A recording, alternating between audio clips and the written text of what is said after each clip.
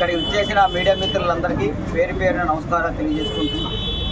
ఈరోజు మా పాతపట్నానికి ఒక పండుగ రోజు. ఎందుకంటే ఇప్పుడు చాలామంది నన్ను ఎలక్షన్లోకి వెళ్ళేటప్పుడు కానీ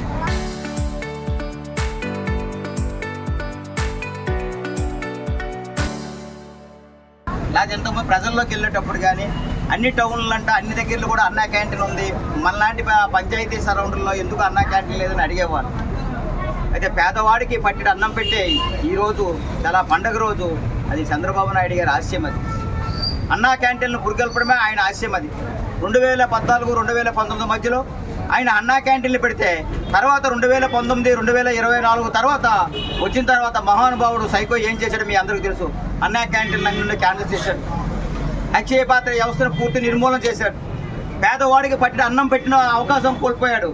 చాలామంది భవన నిర్మాణ కార్మికులు కానీ, ఎక్కడి నుంచో వలస వచ్చిన వాళ్ళు కానీ, చాలామంది విద్యార్థులు కానీ ఎక్కడి నుంచైనా టౌన్లో వెళ్ళి ఎక్కడైనా పని చేసుకోవాలి, పని చేసుకుంటే కూలి వచ్చేది 200 రూపాయలు అయితే 5 రూపాయలు తినే కార్యక్రమం ఉండేది అప్పుడు 2014, 2019.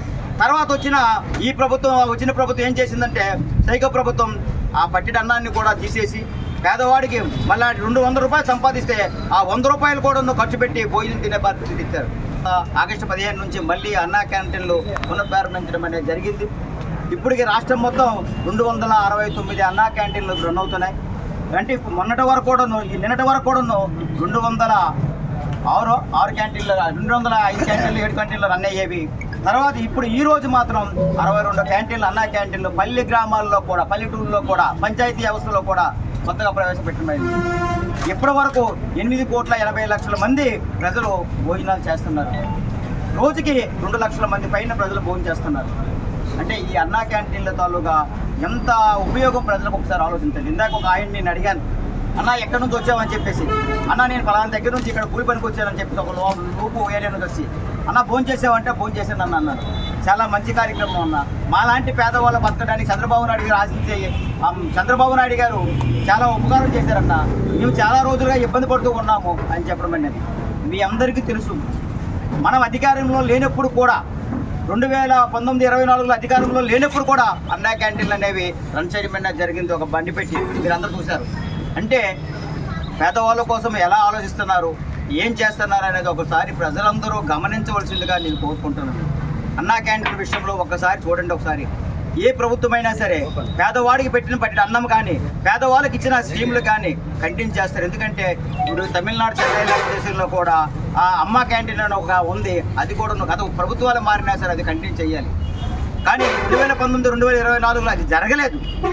సైకో జగన్మోహన్ రెడ్డి గారు మరీ దౌర్జన్యంగా పేదవాడికి కూడా అన్నం దొరకకూడదు, పేదవారికి ఏ విధమైన ఉపయోగం కాకూడదు, కార్పొరేట్ సంస్థలకు ఆయన మూలం కాసి ఇవన్నీ చేయడం అనేది జరిగింది. ఇప్పుడు మన ప్రభుత్వం వచ్చిన తర్వాత బడ్జెట్లో ఈ అన్నా క్యాంటీన్లకి డబ్బులు అరేంజ్ చేసి ఈ బడ్జెట్లో అరేంజ్ చేస్తూ ముందుకెళ్తున్నాం. ఒక్కసారి ఆలోచించండి, అందరూ ఆలోచించండి. గత ప్రభుత్వానికి ఈ ప్రభుత్వానికి ఎలా ఉంది.